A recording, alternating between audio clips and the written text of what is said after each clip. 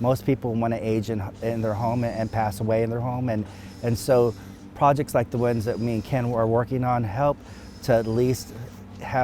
give that person that ability to age in place.